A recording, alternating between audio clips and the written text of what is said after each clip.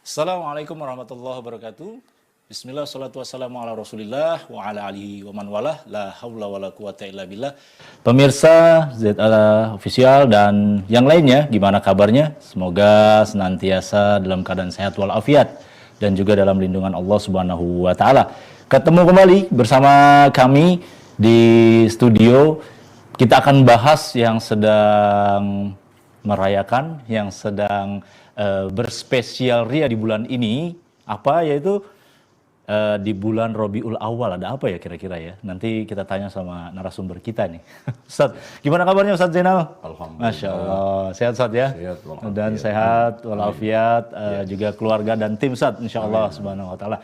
Baik, kita akan bincang serius bersama beliau Ustaz kita, Ustaz Zuna, Ustaz Dr. Zainal Abidin LCMM Hafizahullahu Ta'ala. Kali ini temanya tentang inilah, bisa dibaca, inilah dasar perayaan Maulid Nabi. Yang belum tahu, kita kasih tahu. Gitu Ustaz, yang belum tahu, kita kasih tahu. Dasar perayaan Maulid Nabi, ada loh dasarnya, kayak apa? Nanti kita tanya beliau.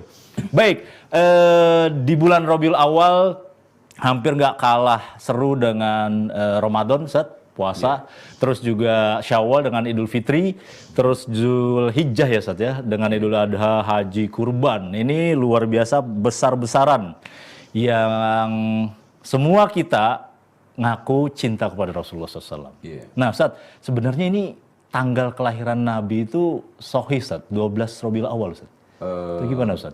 Assalamualaikum warahmatullahi wabarakatuh. Alhamdulillah wassalatu wassalamu ala rasulillah wa ba'd. Ya. Tidak ada satupun ahli sejarah yang mengklaim secara akurat. Oh ya? Ya. Dan siapa yang mengklaim itu pasti lahirnya Rasulullah telah membuat konklusi yang salah atau membuat pijakan secara yang salah. Oh begitu. Makanya di sana ada perbedaan yang sangat variatif tentang kapan lahirnya Rasulullah, tanggal berapa. Kalau hari Senin sepakat. Hari Senin sepakat, harinya sepakat ya Ustaz ya. Harinya sepakat. Dan itu wajar karena Rasulullah ummi. Belum kenal hisab, ya tidak kenal hitungan. Makanya beliau sendiri mengatakan, inna ummatun ummiyatun la naktub wa la nahsib. Kita ini adalah umat yang ummi, tidak menulis dan juga tidak menghisab. Makanya ketika menentukan tahun pun tidak berdasarkan bilangan. Tahun gajah. Tahun gajah, ya. Tahun hilful fudul. Ada sumpah setia ketika itu aja. Ya. Makanya siapa yang mengklaim tanggalnya lahir Rasulullah SAW, dia telah mengklaim sesuatu yang didasarkan atas dalil yang dhonni. Zon ya, Ustaz. Makanya Ar-Rahiqul Makhtum, satu kitab yang mendapatkan piala Faisal, Wat Faisal gitu. Itu menguatkan lahir yang tanggal 9 bukan 12. Oh begitu Ustaz? Ya. Itu dasarnya apa tuh Ustaz? 9 sama 12 juga? Kayak dasar daripada beberapa riwayat setelah dikomparasi. Dan memang itu yang kuat gitu ya. Dan tanggal 12 itu bahkan kalau kita lihat dari sekian pendapat itu paling lemah. Pendapat yang mengatakan 12. Yang mengatakan 12 paling lemah. Wallahu a'lam. Baik. Tapi kalau hari Seninnya benar Ustaz? Ada dalilnya Itu kan hadis Rasulullah SAW yang bunyinya ketika ditanya puasa hari Senin, dzaka yaumun wulidtu fihi wa bu'ithtu wa unzalu alayya. Masya Allah. Itu hari aku dilahirkan, aku diutus, aku diturunkan pertama Al-Quran. Iya. Makanya banyak peristiwa yang terjadi pada waktu hari Senin. Hari Senin. Gitu. Ya, lahirnya Rasulullah hari Senin, wafatnya Rasulullah hari Senin, Rasulullah pertama diutus hari Senin, pertama berdasarkan hadis tersebut diturunkan wahyu hari Senin. Rasulullah SAW nyampe ke Madinah ketika hijrah hari Senin. Itu ya. Jadi 12 itu kesimpulannya nih dapat ilmu nih, baru pertanyaan pertama nih. Jadi doif gitu. Atau mungkin melemah yang lebih kuat Ya 9 gitu Ustaz. intinya satu riwayat yang lemah, Yang lemah ya. ya, Baik. dari sisi sanad sejarah. Dari sisi sana sejarah. Masya Allah, luar biasa. Ini dari sisi tanggal. Emang kan orang-orang kita senangnya main tanggal Ustaz ya. Iya. Main tanggal tanggal sekian nanti jadi perayaan. Nah, kita ke Indonesia sekilas Ustaz. Iya. Banyak perayaan-perayaan ya yang kita catat di sini ada 7 Ustaz ya. Jenis perayaan Maulid Nabi. Iya. Kita juga sebutkan dulu dari Aceh ada namanya Maulod gitu kan. Ini apa namanya, ada beberapa makanan yang dibungkus bungkusan pisang seperti piramida. Terus di Sumatera Barat juga memberi sodakoh dan seterusnya untuk fakir miskin. Di Jogja juga Ustaz ada mulut apa tuh, ada 3 mulut ya Ustaz ya, dan seterusnya. Terus semuanya dalam rangka untuk rakyat makan bersama, simbol Islam. Terus di Bali ada Bale Suji, lagi-lagi berhubungan dengan makanan. Terus juga ada di Sulawesi ada Kars ya, ini daerah yang di sana dimulai perayaan Maulid Nabi ya, rasa cinta kepada Rasulullah SAW untuk memanjatkan syukur pada bumi Allah, pada sungai dan seterusnya, nyebar makanan juga. Terus di Mojokerto ada keresan gitu Ustaz, apa namanya, pohon yang ditancapkan makanan-makanan terus dibagikan ke masyarakat. Terus ada lagi di sini Banyuwangi, lagi-lagi simbol nilai-nilai Islam itu ada telur gitu ya, 50 telur terus nanti dibagikan. Dan masih banyak lagi di daerah-daerah lain ada salawatan Ustaz ya, baca syair berjanji gitu ya, Berjanji tiba simtuduror dan seterusnya. Ini menurut Islam sebenarnya seperti apa Ustaz? Ya, itu sebetulnya kan diklaim sebagai kearifan lokal. Kearifan lokal, Yang tradisi ingin ya. memotivasi orang untuk sedekah. Baik. Tapi kita lagi-lagi terjebak pada simbolisasi, bukan pada substansi. Oh baik. Ya, sekarang yang menjadi pertanyaan dari mulai acara-acara itu yang paling spektakuler dan paling lama adalah Grebek Maulid. Grebek Maulid. Baik. Itu kan mengungkapkan betapa dermawannya seorang raja, itu kan kepada rakyatnya, disimbolkan di dalam gunungan yang itu isinya makanan semua. Nah pertanyaannya, kedermawanan itu menghiasi sosialisasi harian mereka tidak? Ya. Yang kalau di Sumatera itu daun uang, itu zakatnya dikeluarin enggak? Atau kita lagi-lagi terjebak pada simbol seperti orang ahlul kitab terjebak pada simbol, ya, yang namanya di kalangan ahlul kitab itu kan telur itu memang simbol kelahiran. Di kalangan ahlul Ya, kitab. makanya diadop di dalam Islam. Stressing ini. Ya. Iya. Nah, kalau kita usut masalah kaitannya Maulid dari mulai zaman Rasulullah kan gitu. Iya. Ini perkaranya kan yang lahir Rasulullah. Ya. Kenapa yang sibuk kita? Yang punya hajat Rasulullah, kenapa yang ribut kita? Iya. Itu. Kalau kita bicara masalah ini adalah syariat, apakah iya dari mulai zaman Rasulullah, Abu Bakar, Umar, Utsman, Ali, bahkan selama berganti-ganti khalifah pada Daulah Umayyah, tidak ada satupun melakukan peringatan Maulid Nabi. Perlu dicatat. Ini yang jadi masalah. Baik. Apakah mereka itu bersekongkol untuk menyembunyikan syariat ini? Baik.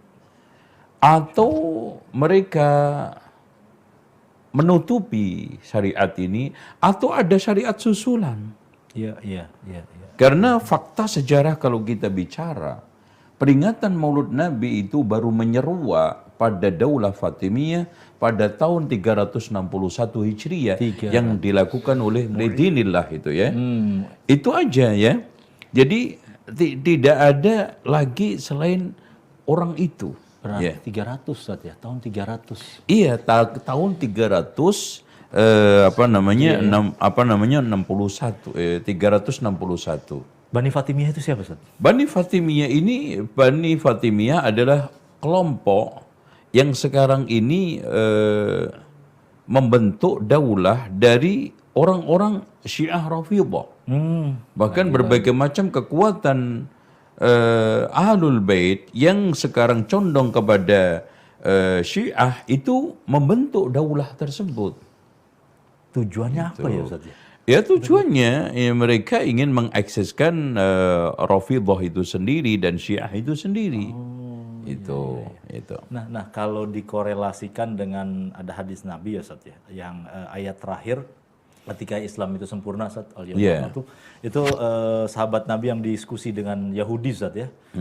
Kalau seandainya ayat ini turun pada kaumku ini, maka harinya akan aku jadikan hari raya. Terus korelasinya dengan Syiah yang memunculkan Maulid ini, ada gak korelasi antara Yahudi dengan Syiah Ustaz, yang suka perayaan begitu Ustaz?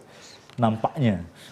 Kalau kita masalah kaitannya dengan perayaan itu kan jelas datang dari orang-orang ahlul kitab, terutama Yahudi.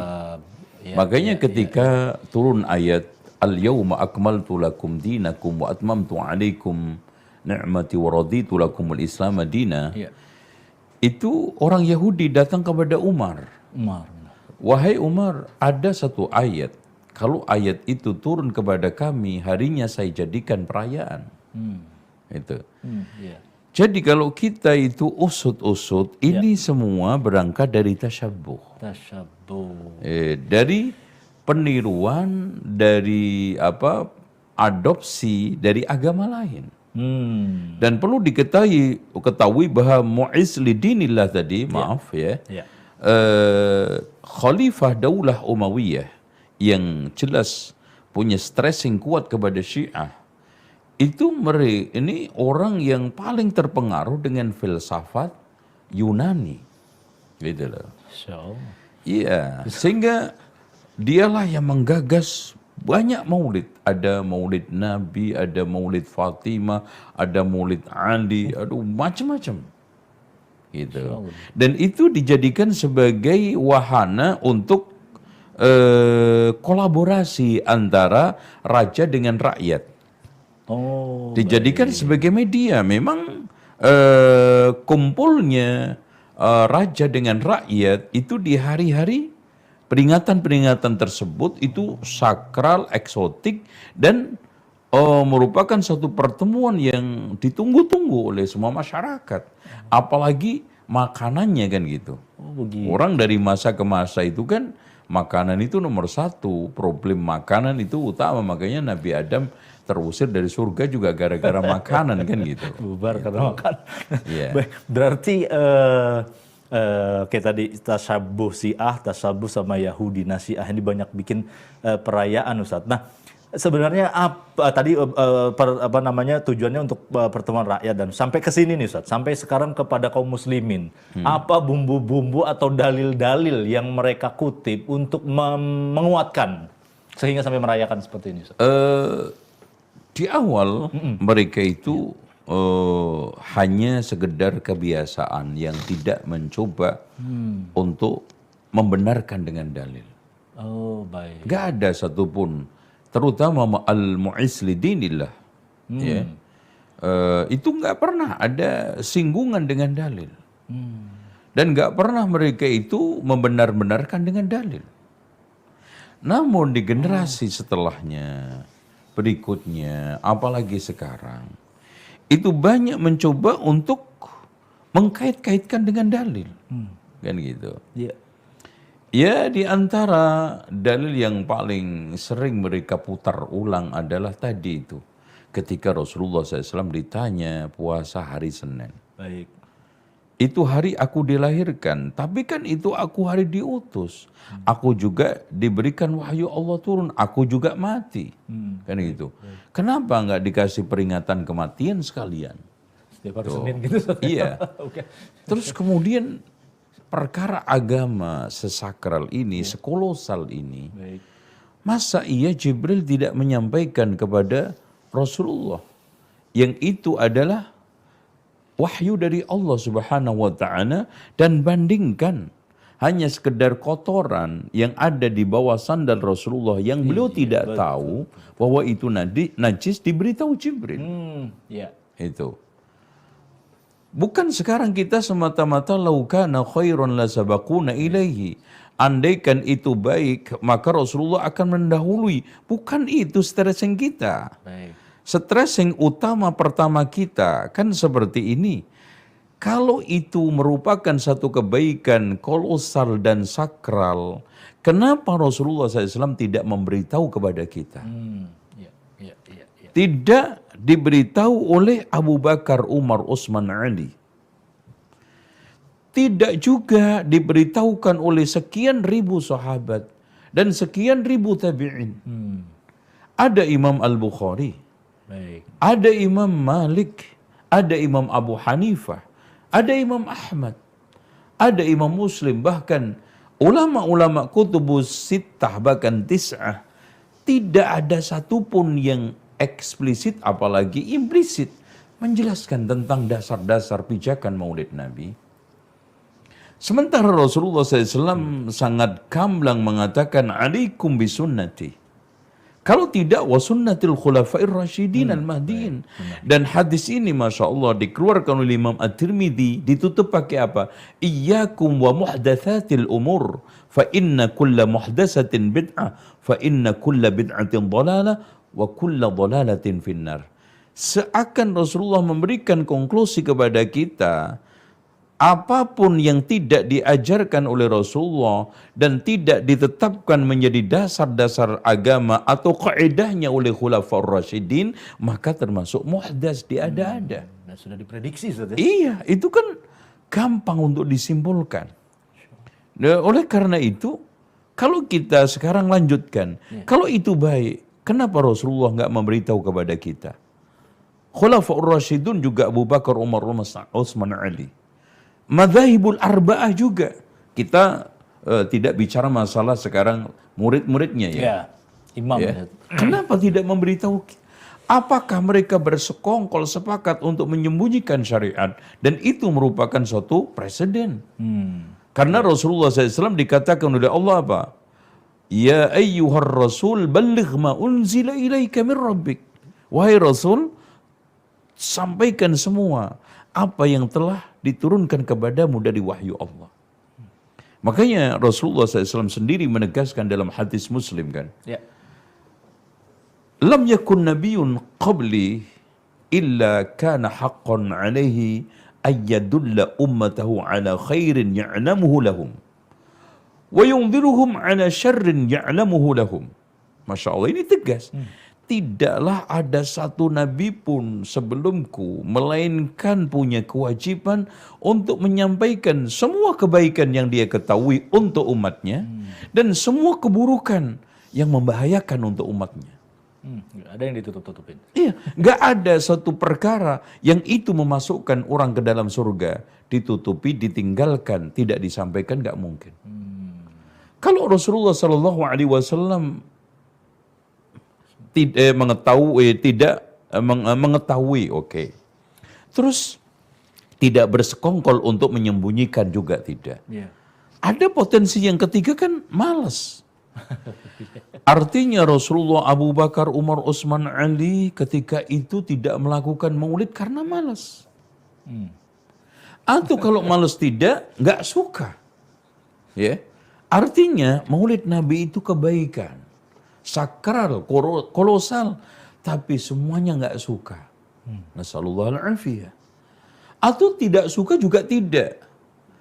Mereka semuanya nggak sempat untuk melakukan. Nah, ini Ustaz, yang banyak sekarang nih, nggak sempat. Nggak sempat. Apa iya? Sekarang ini Rasulullah lewat, Abu Bakar lewat, Umar lewat, Utsman lewat, Ali lewat. Kemudian madzhabul arba'ah lewat. Ashab kutubus sittah juga lewat. Subhanallah.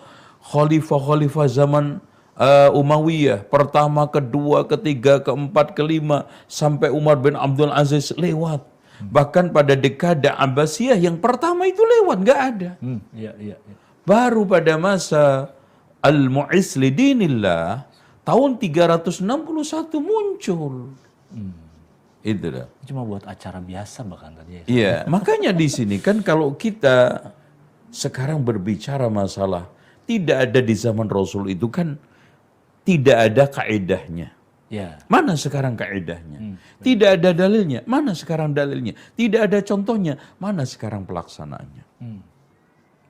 Makanya kalau kita bicara seperti itu landasan, maka kita sekarang ini agama atau bukan? Ya. Kalau kita bukan bagian dari agama, udah. Itu kita peti eskan, kita tidak bahas, kita tidak sampaikan, dan juga kita tidak hidup-hidupkan. Apalagi sekarang ini mengeluarkan biaya Ya. ratusan juta bahkan miliaran. Dan dijadikan sebagai acara spektakuler, kolosal, dan sakral. Apakah itu semuanya? Terus kemudian kita katakan tidak bagian daripada agama, bukan bagian daripada Islam. Ya. Kenapa umat kita sibukkan untuk hal itu? Kenapa duit umat ini kita sedot? Kalau rentetan ini semuanya kita tidak bisa menjawab. Artinya kalau sekarang Rasulullah SAW tidak mengetahui itu kebaikan. Ya. Rasulullah SAW dan para sahabatnya juga tidak ada yang bersekongkol untuk menutupi kebaikan itu. Dan Rasulullah dan sahabatnya juga tidak ada yang tidak menyukai kebaikan itu. Baik. Tidak malas juga. Tidak sempat juga enggak.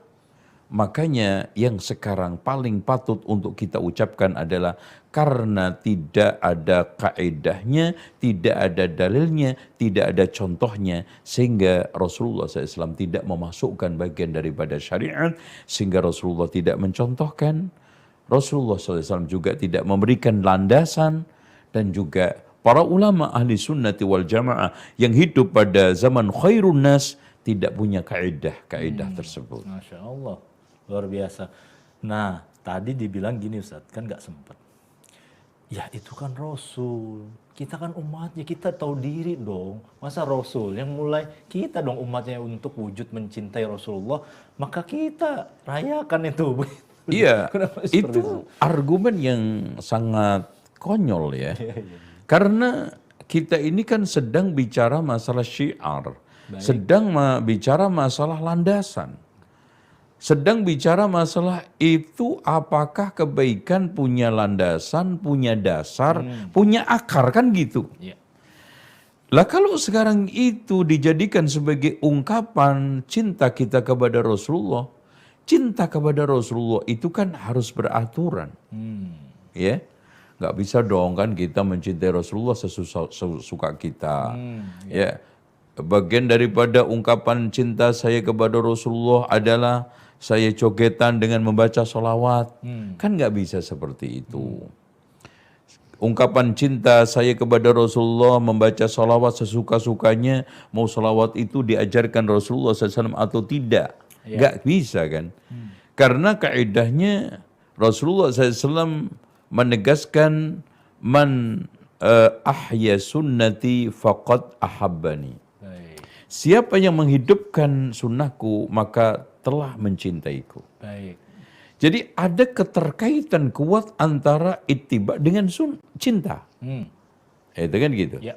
Gak mungkin orang itu mencintai tanpa ittiba, dan gak mungkin orang itu ittiba tanpa mencintai. Baik. Makanya Rasulullah SAW ditegaskan oleh Allah, Qul in kuntum tuhibbunallaha fattabi'uni. Jadi ittiba ini bukan hanya sebagai akar cinta, bahkan akar cinta kita kepada Allah Subhanahu wa taala. Ya. Itu. Jadi kalau sekarang kita itu mengklaim itu adalah ungkapan cinta, itu ekspresi cinta, oke, kita terima, bahkan itu harus. Ya. Karena bagian daripada kita itu bersyahadah Muhammadur Rasulullah adalah mencintai Rasulullah SAW. Benar. Tetapi cinta itu harus ada landasan akarnya. Apa? Ittiba. Bahkan cinta dan ittiba itu bisa saya katakan seperti kedua sayap burung. Kalau tidak ada salah satunya maka tidak akan bisa terbang. Makanya ittiba itu merupakan bagian daripada cinta, dan cinta bagian daripada ittiba, tidak bisa tegak kecuali dengan yang lainnya. La yaqumu bihi ini illa bil akhir. Nah, itu. baik. Makanya sama juga kan, cinta Allah ngikuti Rasul. Cinta Rasul mentaati Allah. Mentaati Allah. Makanya ati Allah wa atiur Rasul itu merupakan suatu selalu diulang-ulang di dalam Al-Qur'an. Bahkan Allah menegaskan wa may yuti'ir rasula faqad ata'a Allah. Barang siapa yang mentaati Rasul berarti mentaati Allah. Masya Allah. Jadi cinta itu tidak liar, cinta itu tidak membias, cinta itu tidak berarti tidak memiliki akar. Jadi itulah cinta yang benar, ya. Ya. Berarti dikhawatirkan cintanya cinta palsu gitu Ustaz ya. Iya Atau kan, gombal gitu, kalau Ustaz. kita bicara masalah cinta itu kan simple ya. Iya, Ustaz. Rasulullah Shallallahu Alaihi Wasallam menegaskan di dalam hadisnya di mana salatun mangkunna fihi wajada bihinna halawatal iman. Ada 3 perkara, siapa yang memiliki 3 perkara itu akan menemukan manisnya iman. Yang pertama, ayyakunallahu wa rasuluhu ahabba ilaihi mimma siwahuma. Hendaknya Allah dan Rasulnya lebih dicintai daripada yang lainnya. Gambarnya bagaimana? Man ahabba lillah wa abghadha lillah wa a'ta lillah wa mana'a lillah faqad istakmalal iman. Barang siapa yang mencintai karena Allah, membenci karena Allah, memberi karena Allah, tidak memberi karena Allah, maka imannya telah sempurna. Artinya apa? Kita mencintai apa yang dicintai Allah. Kita membenci apa yang dibenci oleh Allah. Kita membenci apa yang sekarang dibenci oleh Allah dan Rasulnya, mencintai apa saja yang dicintai oleh Allah dan Rasulnya. Dan yang tidak kalah pentingnya adalah ini sesuatu yang harus kita tegakkan. Kalau mencintai apa, membenci siapa, mencintai siapa yang dicintai oleh Allah dan Rasulnya. Apa dan siapa itu penting. Dari sinilah la ilaha illallah merupakan satu ungkapan bagaimana itu kita harus ikhlas dalam beribadah. Muhammadur Rasulullah, bagaimana kita itu supaya ibadah kita itu benar bersyariat. Makanya ikhlas la ilaha illallah adalah bertauhid, Muhammadur Rasulullah adalah apa? Bersyariat. Syariat. Karena ketika kita itu menyembah dengan Tuhan yang benar, maka wujud la ilaha illallah itu akan sempurna. Kalau kita itu menyembah Allah dengan cara yang benar, maka wujud Muhammadur Rasulullah itu manifestasinya ada. Nah, disitulah sehingga kita di dalam apapun itu selalu seimbang. Baik Ustaz. Kalau nyari tadi nggak ketemu dalilnya. Yang ada dasarnya itu tadi di tahun 300 Ustaz ya. 361 Hijriah. 361 Hijriah. Nggak ada yang bisa bantah fakta sejarah itu Ustaz ya. Iya. Nggak ada yang bisa bantah. Ini otentik. Jadi bisa ditelusuri dimanapun dan berarti selama ini bagaimana kita? Nah, sebelumnya juga banyak Ustaz di dunia luar ya, selain Indonesia yang merayakan perayaan Maulid Nabi Ustaz. Namun digadang-gadang nih, begitu muncul kelompok-kelompok seperti Salafiyah, terus juga Wahabisme, terus ada Dobandi, Ali Hadis, Ahmadiyah. Nah ini ada kaum muslimin merasa, oh kalau begitu memang salah, yuk kita tinggalkan. Sebenarnya nih tadi kelompok-kelompok yang disebut ini siapa nih Ustaz nih? Pemahaman seperti apa Ustaz? Sebetulnya kalau kita lihat Thariqah Diobandiyah ini ada beberapa penyimpangan dan itu muncul di India. Memang dari sisi fikih dan beberapa pengamalan ada sisi-sisi yang memiripi atau bersesuaian dengan dakwah salafiyah, tetapi penyimpangannya sangat dahsyat. Yaitu Contohnya di dalam masalah-masalah kaitannya dengan thariqah, pemahaman dia tentang masalah sufi. Intinya dia ini adalah thariqah aslinya, tarikat. Keterpengaruhan dia dengan berbagai macam kelompok-kelompok atau juga tokoh-tokoh pemikiran sufi, itu ya. Terus kemudian tentang masalah Naqsabandiyah, Qadariyah juga sama. Ini kelompok-kelompok kaitannya dengan yang tadi disebutkan. Tapi mereka memang memahami bahwa memang nggak ada Ustaz perayaan Maulid Nabi. Dari beberapa pemikiran tokohnya seperti itu. Pemikiran tokohnya seperti itu. Makanya saya katakan tadi, ada beberapa sisi pemikiran yang sesuai dengan manhaj salaf, yaitu anti mereka terhadap bid'ah, anti mereka terhadap maulid Nabi. Oh, Masya Allah. Termasuk Ahmadiyah, Ustaz ya? Kalau Ahmadiyah itu kan jelas menyimpang, Menyimpang ya, jelas, ya. menyimpang. Dia memang nabinya lain begitu saja. Nabinya. Begini Ustaz, ada juga sumber yang mengatakan bahwa mungkin nggak tahu ya apa baca apa enggak, tadi dasarnya 361 yang pertama kali memunculkan untuk mengobarkan semangat jihad yaitu Salahuddin Al-Ayyubi, yaitu Muhammad Al-Fatih. Bagaimana Ustaz? Ya sebetulnya kan gini, setelah menyeruak di dunia Islam, dipelopori oleh Al-Mu'izz lidinillah tadi itu, akhirnya peringatan ini dipandang oleh sebagian kelompok baik. Makanya di antaranya kalangan ahli sunnah yang melakukan pertama kali adalah Al-Malik Mudhaffar. Baik. Ya. Adapun sekarang ini kalau Salahuddin Al-Ayyubi mengobarkan semangat jihad melalui peringatan Maulid Nabi, saya belum mendapatkan satu teks yang eksplisit. Ya. Mungkin saja ya kalau yang ditemukan itu Salahuddin Al-Ayyubi memanfaatkan suasana. Tetapi apakah sekarang ini peringatan itu? Ya. Itu satu. Sama seperti kita sekarang ini, ada hari libur kita manfaatkan. Libur apa saja nasional. Kan gitu. Kita motivasi umat, kita ajak untuk ngaji. Karena kesempatan lain mereka sibuk, itu saja. Tidak lebih. Tapi kembali lagi, intinya seperti yang dikatakan oleh Imam Malik kan gitu. Kullun yu'khad wa yutrak min qawlihi illa sahibu hadzal qabr. Masing-masing orang bisa diambil dan ditolak pendapatnya kecuali yang punya kuburan ini. Itu yang harus kita pegang. Seandainya sekarang ini ada jutaan manusia selain Rasulullah menentang qala Allah qala Rasul, maka yang kita ambil adalah qala Allah dan qala Rasul. Jangankan sekarang ucapan Rasulullah, ketetapan dalil dilawankan dengan mereka, dilawankan dengan ucapan Abu Bakar, Umar aja nggak bisa. Ya. Itu. Makanya Abdullah ibnu Abbas tegas mengatakan, hampir-hampir hujan batu turun dari langit sebagai adab ke atas kalian. Bagaimana saya katakan qala Allah qala Rasul, kalian katakan qala Abu Bakar, Umar. Nah itu. Ya. Jadi kita juga harus hati-hati ya. Syariat ini kan syariat saja, ujungnya kan pahala, insya Allah surga saja ridha Allah. Nah kalau dengan mungkin tidak tahu ya, atau bodoh lah ya, dengan santai mengatakan ya sudah sekarang derajatnya kita turunin jadi tradisi aja. Oh tradisi nggak usah lah gampang-gampang ngomong bid'ah begitu Ustaz. Ya simple jawaban kita. Kalian melakukan itu di dalam rangka untuk cari pahala tidak? Ya. Kalau iya, mana mungkin kita itu mencari pahala dari sesuatu yang bukan ibadah? Insya Allah. Apapun sekarang dia menamainya, al-ismu ya la yunafil haqa'iq. Nama itu tidak akan melenyapkan hakikatnya. Untuk apa sebuah nama tetapi hakikatnya akhirnya bertentangan dengan nama itu?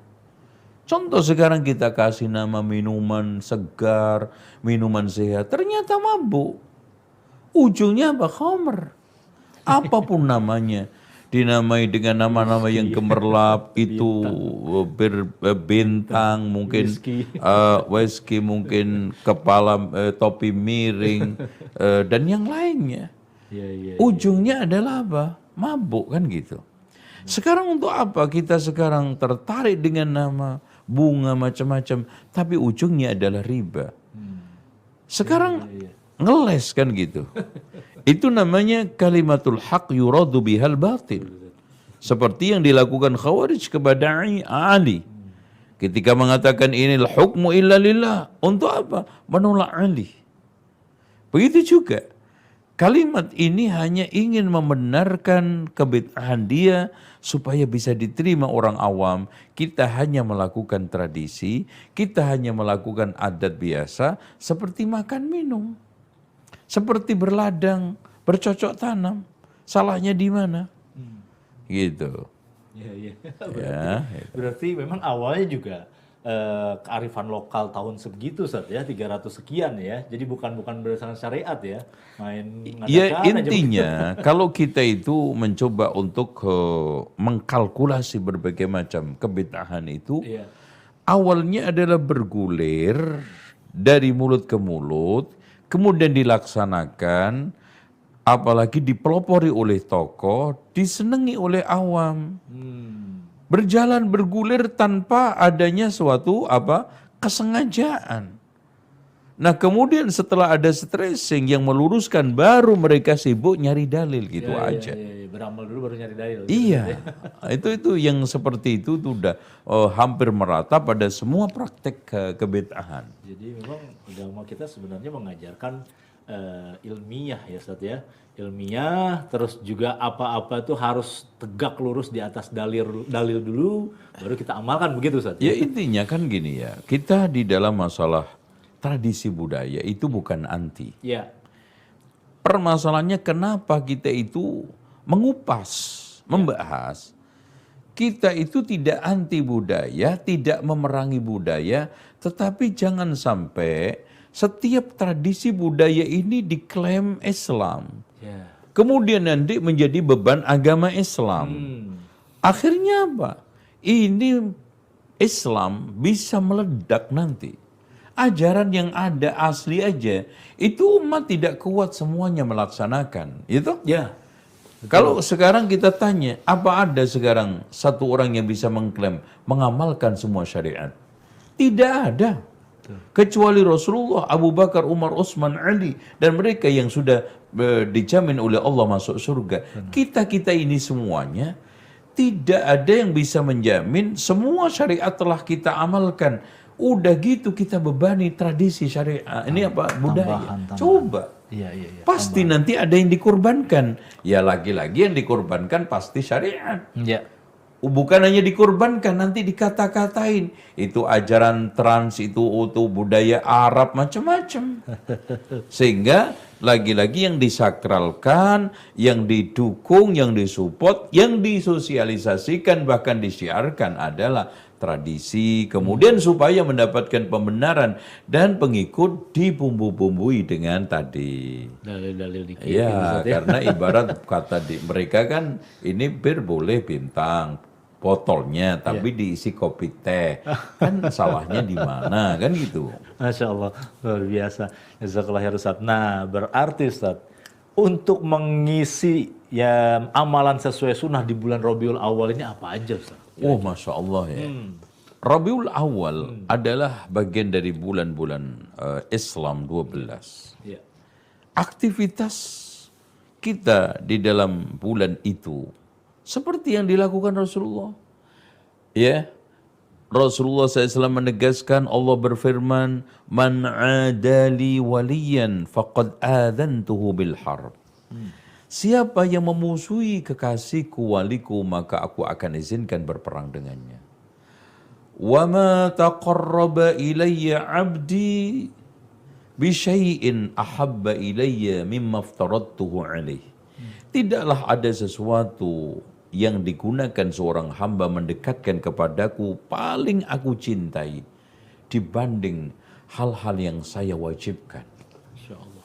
Saat ini pada waktu bulan Rabiul Awal, ayo semangat. Menegakkan apa yang telah diwajibkan oleh Allah, difardukan oleh Allah.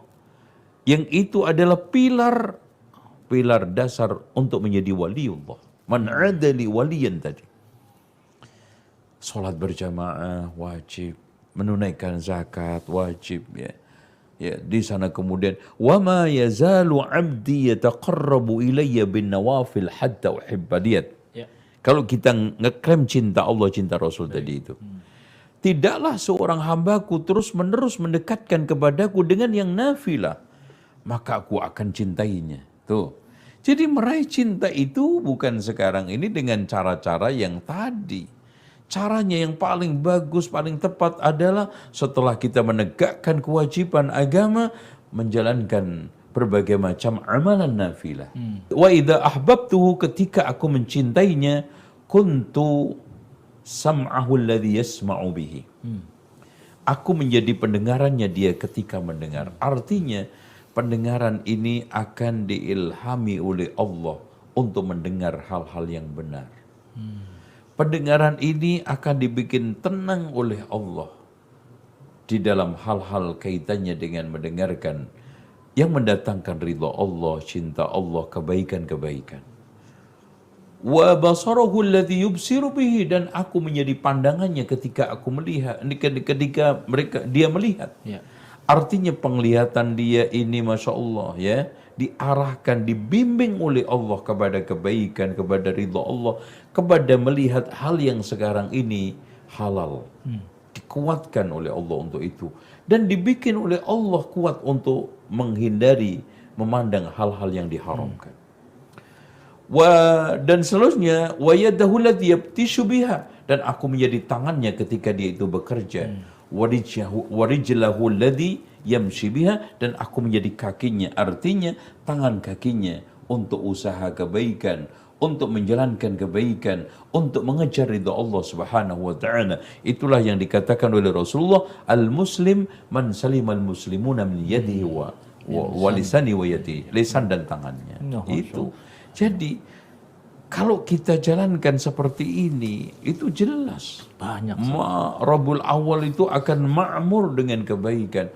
Nah, yang lebih dahsyatnya ketika Allah Subhanahu wa taala memberikan janji orang yang telah mengamalkan itu semua, wala in sa'alani, ketika mereka meminta kepadaku sesuatu, la'u'tiyanna, aku akan beri.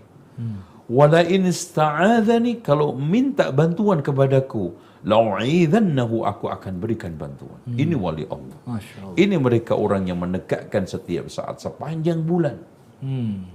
Dari mulai Muharram, Safar, Rabiul Awal, Rabiul Akhir, dan semua bulan, terutama bulan-bulan haram yang telah dimuliakan oleh Allah, kita gunakan untuk ini. Insya Allah kita akan menjadi wali Allah. Penglihatan kita, pendengaran kita, tangan kita akan menjadi kekuatan, akan diberikan oleh Allah kekuatan untuk menegakkan kebaikan, kebenaran. Masya Allah. Dan pada akhirnya subhanallah, gerak-gerik manusia seluruhnya adalah menuju kepada ridha Allah, untuk Allah, kepada Allah, dan karena Allah. Itu yang dimaksudkan hadis tersebut. Masya Allah. Banyak amalan-amalan yang sehari semalam gitu Ustaz ya. Sebulan dan seterusnya. Kita baca Quran juga Ustaz ya. Sampai selesai baca Quran itu aja udah tugas kita kan gitu Ustaz. Belum sholat dan seterusnya, sampai tadi Ustaz sampaikan. Ya, kalau sepanjang hari ini kan ada zikir pagi, kemudian kita sholat duha, belum lagi sholat subuhnya, belum lagi tahajudnya tadi, nanti sholat duhur, Masya Allah, ada sebelumnya rawatib 4, setelahnya sunnah, rawatib dan rawatib non rawatibnya 2 kan gitu. Terus kemudian nanti ada asar, zikir petang, kemudian ada maghrib, isya, ada sodakoh, memberikan kepada fakir miskin, yatim piatu. Subhanallah. Amaliyah kita nggak usah kait-kaitkan dengan waktu tertentu. Jadi kita bersikap gotong royong hanya simbolik, sedekah hanya simbolik. Kapan ini fakir miskin kenyang? Kita hanya sekarang ini menumbuhkan kedermawanan hanya simbolik, gunungan buah-buahan dan makanan. Kapan hari-hari berikutnya fakir miskin, yatim piatu bisa tersantuni? Benar. Kalau kita kearifan lokal itu kita maknai di dalam alam realita, ya, simbol-simbol itu kita dijadikan perhatian, karena yang paling utama adalah bagaimana implementasi di alam realita, bagaimana makna itu substansinya ada di dalam kehidupan kita, itu yang utama. Gitu. Jadi nggak hanya setahun sekali gitu Ustaz ya. Iya, dan itu simbolik gitu kan gitu. Simbolik, dan itu yakin gunungan yang tingginya mungkin 5 meter, lebarnya mungkin 3 meter, belakang ribuan nggak dapat semua. Iya, benar. Dapat cuma 1 apel. Itu dimakan 1 jam habis. Sementara orang miskin ini kelaparan sepanjang tahun. Cukup 1 apel. Tidak. Benar. Itu. Kita yang jadi masalah terjebak kepada simbolisasi tersebut. tidak kita maknai secara substansial di dalam kehidupan sosial. Itu yang jadi masalah ya. Mudah-mudahan kalau kita ngamalkan tadi sunnah Ustaz ya, yang benar-benar ada dalilnya, muncullah masyarakat yang diridhoi Allah gitu Ustaz ya. Negara yang diridhoi Allah, baldatun thayyibah ya Ustaz ya. Iya, itulah baldatun thayyibatun wa rabbun ghafur, karena kita walau anna ahlal qura amanu wattaqau la fatahna 'alaihim barakatim minas sama'i wal ard. Andaikan penduduk negeri ini beriman bertakwa, maka aku akan bukakan keberkahan dari atas langit dan dari bawah bumi. Masya Allah. Kapan dia? Ketika kita sekarang ini mengamalkan Islam, menjiwai Islam, setelahnya memahami itu secara substansial di alam realita. Jangan kita cuma terjebak kepada simbolik, seremonial, yang hanya sekarang gunungan, sekarang pohon, uang dan yang lainnya. Setelah itu, apa yang harus kita lakukan? Itu. Justru malah makin hari kita makin merasakan kayaknya jauh dari keberkahan gitu Ustaz. Iya, karena kita lagi-lagi hanya terjebak ke dalam perayaan-perayaan, simbolik-simbolik, ritual-ritual, seremonial yang tadi itu kosong daripada penghayatan di alam realita. Kelanjutan secara substansial di alam sosialnya. Gitu. Iya, iya. Apakah betul kita sabar di dalam kehidupan sehari-hari? Apa betul kita tenggang rasa dalam kehidupan sehari-hari? Ya, sama juga kita menghafal Pancasila, tapi secara substansial, butir-butir Pancasila itu tidak menjiwai kelakuan kita, tidak mewarnai perilaku kita. Akhirnya apa? Kejebak ke dalam simbolisasi. Masya Allah, Masya Allah. Luar biasa. Untuk penutup, kita berikan beliau kesempatan dan beliau sebagai ahli di nilai-nilai wasatiyah nih. Insya Allah nanti buku beliau juga akan kita bedah. Tapi kita akan kutip kira-kira nilai-nilai wasatiyah apa Ustaz dari pembahasan kita ini yang kita cerminkan dan kita akan amalkan nih Ustaz untuk para masyarakat kita ini. Yang bisa kita angkat di antara sekian 10 nilai adalah tawazun. Artinya apa? Kita itu di dalam beragama itu harus seimbang. Dalam mencintai Rasulullah itu tengah, tawassut. Baik. Tidak hulu berlebihan sehingga memuja-muji Rasulullah SAW keluar daripada kodratnya sebagai seorang manusia. Atau meremehkan, merendahkan Rasulullah SAW juga tidak. Tetapi kita sebagai seorang ahli sunnah wal jamaah, kita yakin Nabi Muhammad adalah Abdullah. Sebagai seorang hamba. Basyarun. Makanya beliau menegaskan innama ana basyarun ansa kama tansawun. Aku itu manusia seperti kalian, lupa seperti kalian lupa. Qul innama ana basyarun mithlukum yuha ilayya. Nah, Abdullah wa rasuluhu. Jadi disinilah kesimpulannya, abdun la yu'bad, seorang hamba tidak sampai pada kita sembah. Wa rasulun la yukadzab, seorang rasul yang kita tidak boleh dustakan. Itu saja sikap. I'tidal, kita harus teguh memegang prinsip yang telah digariskan oleh Allah dan Rasulnya. Dan yang tidak kalah pentingnya, kita di dalam memahami peringatan Rasulullah SAW ini, kita jiwahi sirahnya. Sehingga di sana ada semacam tahadur, yaitu apa? Keberadaban ini, peradaban umat ini akan maju bila sekarang ini dihiasi dengan perilaku Rasulullah Shallallahu Alaihi Wasallam. Itu Allah. Luar biasa. 3-4 nilai tadi yang beliau sampaikan, dan juga pemirsa jangan lupa beliau juga yang mau membaca tadi itu baru 3 nilai, ada 10 atau 11 Ustaz ya, nilai yang beliau paparkan di buku beliau yang terbaru di yang berjudul Sekolah Modern, Sekolah Islam Modern. Sekolah Islam Modern dengan kurikulum wasatiyah. Begitu Ustaz ya? Iya, Insya Allah. Bagi pemirsa yang menginginkan buku tersebut, silakan pesan di 08111 81600. Maaf, sekali lagi kami ulang, 08111 816 6600. 08111 816 6600. Masya Allah, jazakumullah khairan Ustaz, jazakumullah khair atas ilmunya, dan pemirsa mudah-mudahan bermanfaat. Kita lagi-lagi dalam rangka untuk mendewasakan kita dalam beragama. Demikian, kita akan berjumpa kembali di lain kesempatan dengan topik yang lain dan sangat menarik. Kami mohon undur diri dan mohon maaf jika ada kurangan. Wassalamualaikum warahmatullahi wabarakatuh. Subhanakallahumma bihamdik, asyhadu an la ilaha illa anta, astaghfiruka wa atubu ilaik. Wassalamualaikum warahmatullahi wabarakatuh. Waalaikumsalam.